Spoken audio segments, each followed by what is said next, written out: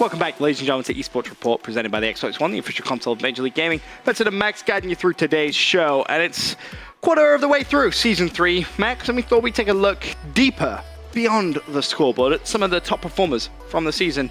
Going to start off with our overall KD. Some of these names may actually surprise a couple of people watching.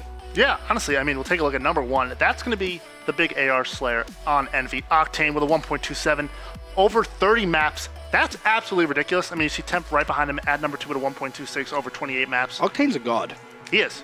Absolute god. Really, really changes the Envy team overall, just the entire look of it, you know, how dominant they can look now with slaying power. Number 3, the Ginger Ninja, our Season 1 and 2 MVP Scump with a 1.21 Ben, and then TJ Halley sitting at number 4.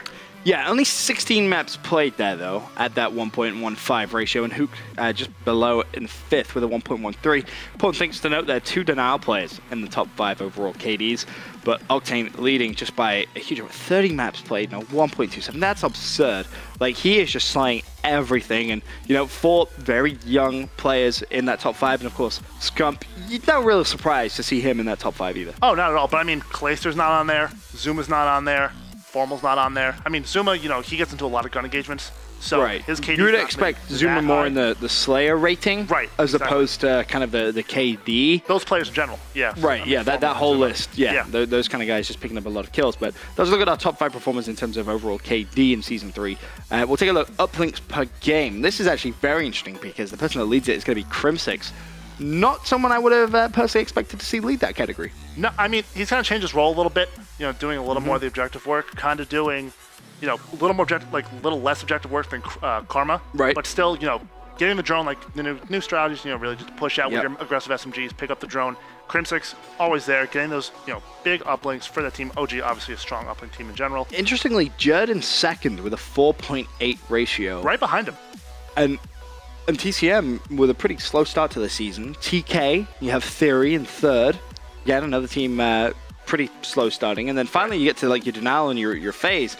You know, Hook with a 3.71 and Attach with a 3.67. Now what's extremely interesting to me, Max, is when you look at this list, we just talked about how Envy unbeaten in uplink, yet no envious player on that top 5 list. Right, I believe JCap was around 6 or 7 on this list. Okay. Not quite cracking that top 5, but really a shining light. You know, TK, like we said, very strong S&D team.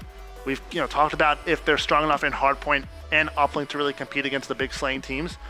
The fact that Theory is averaging 4 uplinks a game is a really big note for that team. Same with Jerd as well, with 4.8. Like, that's only a, what, 0.03 behind Crim. Right. So you can potentially try and steal some uplinks. If you have someone dropping that many average uplinks per game, like, that is a very high amount. And especially the fact that, you know, Crim has Formal, Scump, and Karma around him, so they're going to really open up the map a little bit more for Crim to score. Jerd has Aches, Teep, and Moose. I mean, very good players in their own right. Not in the same caliber. Right, as strong as, you know, performance like just like slaying talent and everything. So big for Jerd, in my opinion, to be on that list as well, sitting at number 2. But after that, we're going to take a look at hardpoint caps per game, and we might see a familiar face at number 1. Burns off from Orbit. Yeah, he loves jumping in the hardpoint. He's a big fan of living around the hill.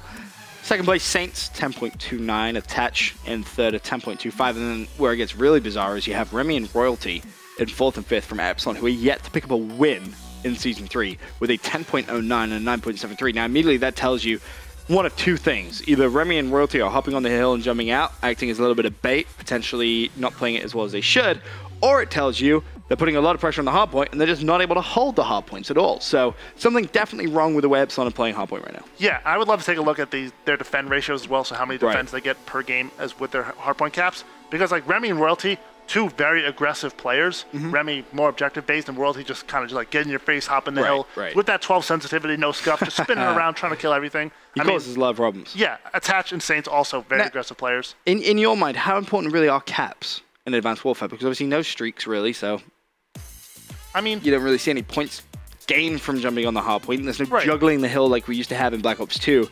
So does caps really indicate how aggressive a player is being in your mind? It depends. I mean, when you look on our map like Retreat, like we've seen Attach drop 21 caps on one map at all. So that's absolutely ridiculous.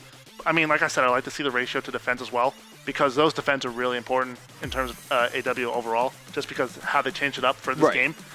So, I mean, looking at this list, Saints is a player, he gets in the hill, he's going to slay out a couple bit before, going down. Attach also. He does the same thing.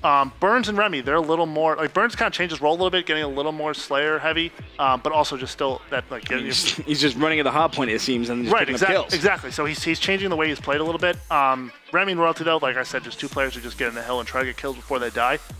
They are 0-6 in Season 3, so maybe they're not getting enough kills. Something doesn't add up, Max. Right. Something doesn't add up. But let's take a look at our Slayer rating now from Season 3.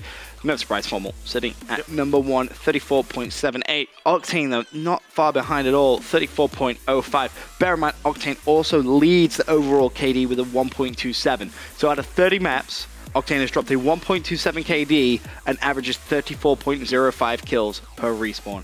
That is absurd, Max. That's, MVP type numbers for sure through the first quarter of Season 3. If he keeps that up, it's going to be pretty much impossible not to give an MVP status. Oh, 100%. Right behind him is our Season 1 and 2 MVP score. Right.